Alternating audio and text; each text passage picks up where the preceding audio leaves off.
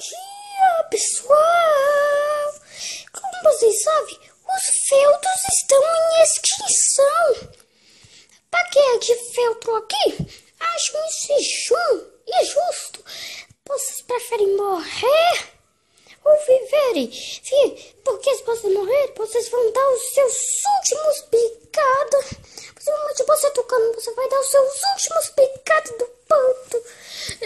Ser bicata no panto desse mundo, sem graça. Esse povo aí inventa cada desculpa. Então vocês vão ter que sobreviverem, porque vocês estão prestes a morrer.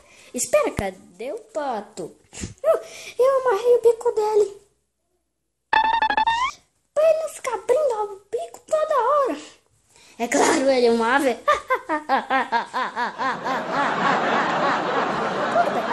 Sem risos.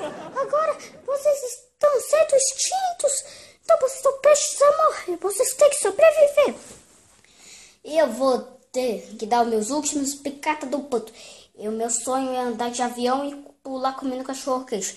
Meu sonho é nadar de uma piscina com 5 tubarões. E meu sonho é voar por aí. Meu sonho é cair de boca na montanha. Tá bom, chega. E vamos realizar seus últimos sonhos para vocês não morrerem sem fazer nada.